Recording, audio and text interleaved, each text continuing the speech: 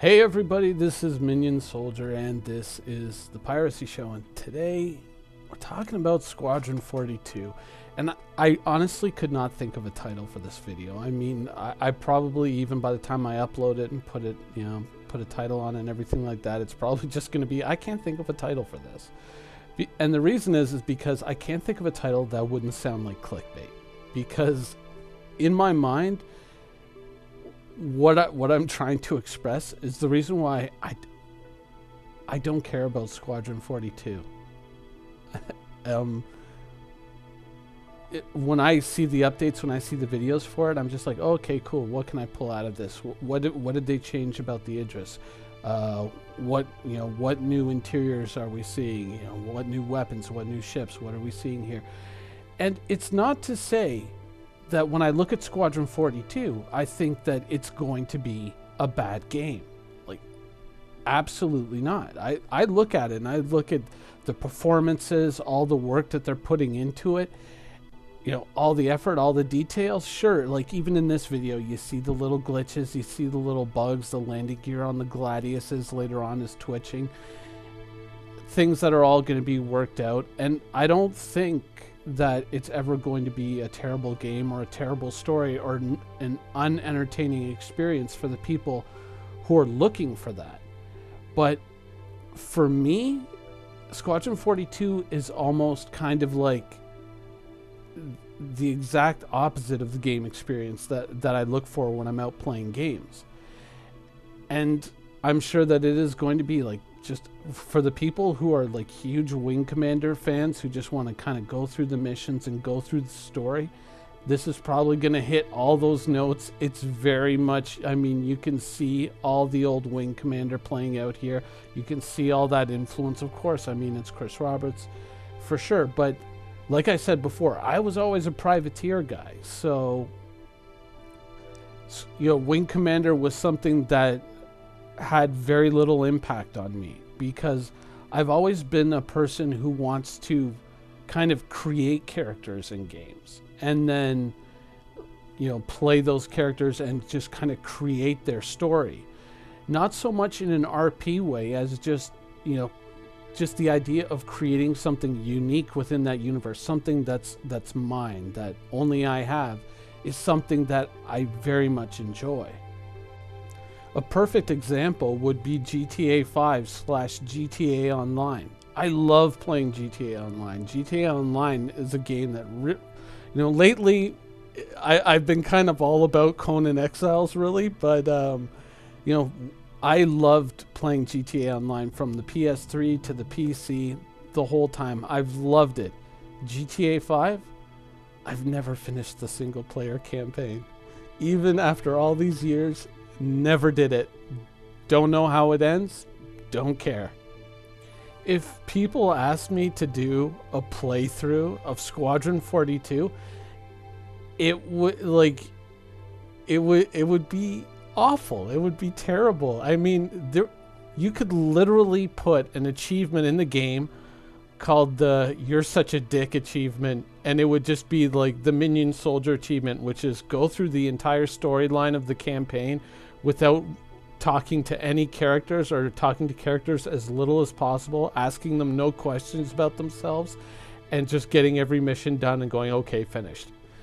Now I get to go play Star Citizen. That would literally be the Minion Soldier achievement. That would be the Minion Soldier way of playing the game. All these people who are telling you stories as you go to the break room, and you can go and you can talk to like Lieutenant Schneider, and Lieutenant Schneider tells you, she just graduated from the academy and she's happy to be here. I would just be sitting there with my eyes glazed over, just like, oh God, just give me the next cinematic and give me the next mission, please. And it's not to detract from any of the work the writers do. It's just, it's so not what I enjoy. I just want to kind of get out there and play in the universe, and just being kind of going through scripted storylines and whatnot. To me, it feels like being trapped. It feels like you're more on a roller coaster and you're just going wherever the tracks lead you, and you have no influence. I want to steer. I want to go around and explore on my own and do different things. Truthfully, I don't even think I really would play through Squadron 42 unless there was some kind of unlock that was attached to it that would be something that's super useful in the Star Citizen universe. Unless there was something like that, I probably wouldn't even play through the game unless it was just as a tide me over until Star Citizen actually comes out. The only time I can really recall that I ever played through an entire single player game and really enjoyed it and really just loved the universe, loved the story, loved the lore was, I think, the original Homeworld, which was, and I'm talking like 1999 original Homeworld. Sure, I've played the remaster and I enjoyed it, but that was, I think, the last time that I really played through a single player game and just got right into it. And so I understand when people say, oh, I love single player games. I loved it just kind of like being walked through a movie rather than just sitting in a theater. I enjoy that experience. I get it. I totally do. But for me, like, even after Homeworld and Homeworld 2 and actually even Deserts of Carrick, you know what? That was actually a pretty good game. I enjoyed playing through that as well. But I think it was kind of like, spill over from the Homeworld experience more.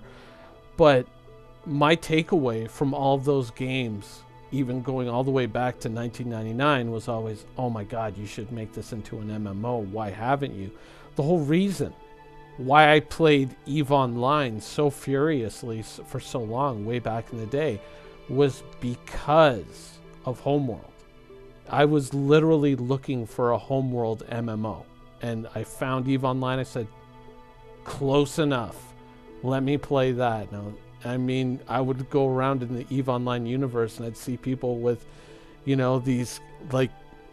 these names from Homeworld lore, and I'd be like, oh, that dude Shajuk, he plays Homeworld, or oh, this guy Higarin, yeah, he plays Homeworld as well. And I love that stuff. I absolutely love that stuff. But since then, I don't really think there's ever been a single player campaign that I've enjoyed in any game. And I think a lot of it is not because of the quality of writing or, how the plot plays out or just the atmosphere or whatever. I think it's, for me, it feels too constrained. Like, it feels like I'm trapped.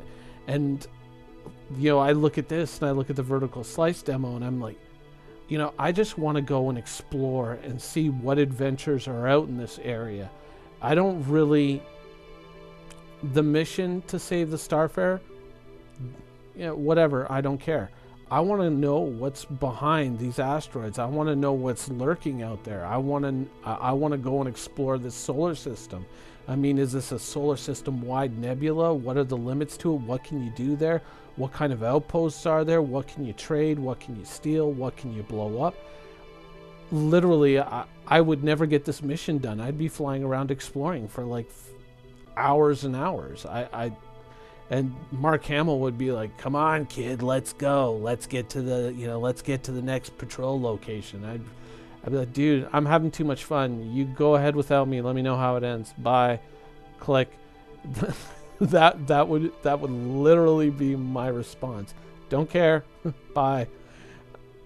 So, I mean, when people tell me, it's like, oh my God, man, you should check out that Squadron 42 demo they just put up today, and they made some changes to the Idris. I'm like, oh, changes to the Idris? Tell me about that. Oh yeah, but then they talked about all this stuff that they were doing with Squadron 40. I was like, I don't care. But what did they do to the Idris?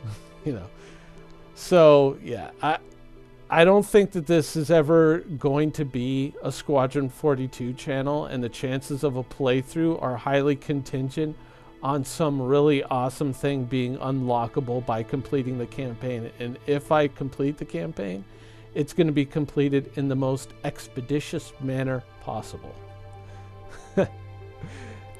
I'm sure that the people who are buying Squadron 42, who want the Squadron 42 experience, are going to get an awesome game, and they're going to get an amazing story, and they're going to love it.